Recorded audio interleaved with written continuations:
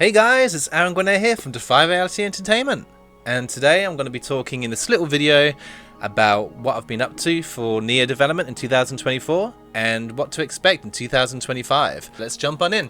So clearer text is a really cool feature that I've had planned for the game for quite a while now. Basically, if you come across a note or anything that you can't really read properly because maybe the text is a bit smudged or it's written in a particular kind of handwritten font, you can actually click on that text and see it as a clear text with a clear font. And I think that's a really cool feature, especially because you do have to read a lot within Neyyah to uncover clues for puzzles. Adding the maps in Neyyah was actually a kind of a difficult process because I was thinking, how am I going to create these big maps of these sometimes really big environments? I did actually try a couple of tests with rendering, but some of the environments in Blender were just so big the computer would crash straight away.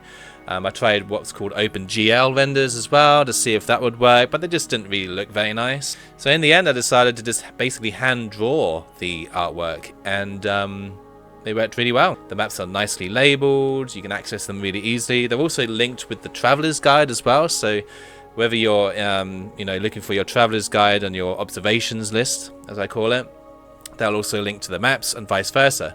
And also with the maps you can click on current location and you'll go straight to the map that you're currently in, the location you're currently exploring. That came out really nicely. Traveler's Guide is a really cool feature within the game that was kind of added earlier this year.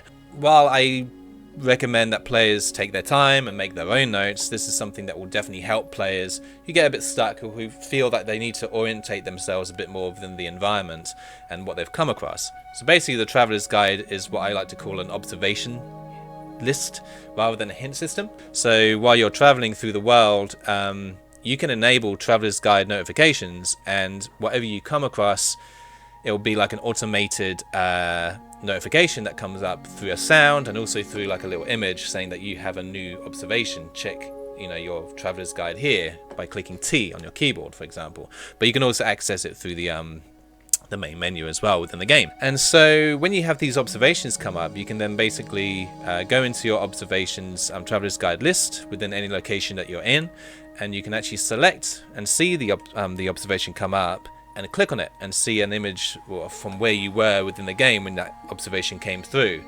This is going to be really helpful for just remembering certain places you've been to, and also kind of differentiating between what is important within the game in terms of solving puzzles and what's more world building elements. Again, you don't have to enable it.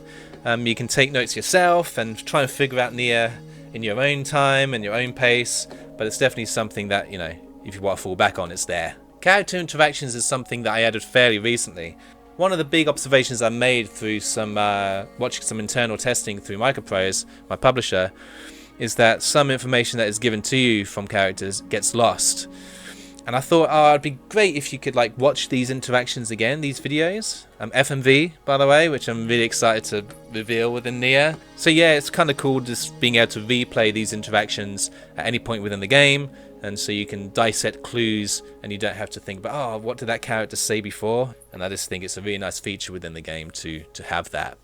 So you do come across some, what I like to call instruction labels that you have sort of towards the beginning of the game.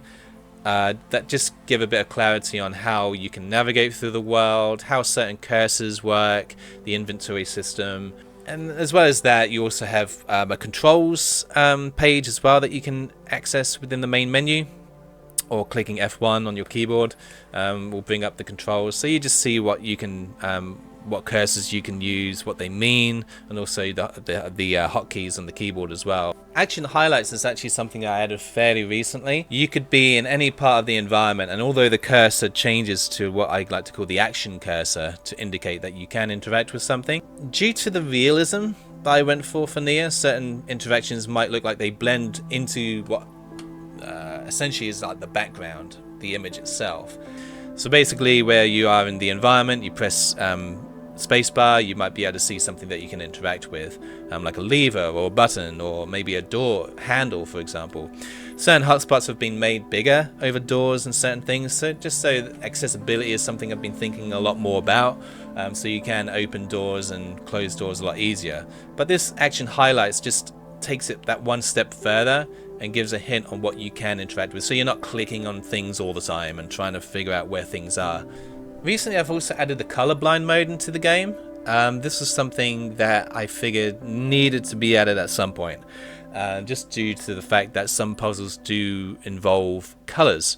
Once enabled, enables you to hover your mouse over anything that is important, that is a color, and it will come up with like a label saying whether it's blue, red, and so forth. So just rewinding on what I mentioned about icing on the Neyyah cake, this process is again talking about checklists that I'm doing, location by location work. This process basically enables me to go through the entire game and in some way kind of look at every location as a game in itself, because then if I'm polishing the location and everything's working really well and it feels like that's a mini game, then I know that the entire game is going to work really nicely. And then obviously, you know, testing the entire game too and making sure everything works anyway. But this basically chops everything up and makes it easier for me to work on. Neyyah has been one heck of a journey. It's been a journey since 2018. I started the game around July 2018, so over 6 years now.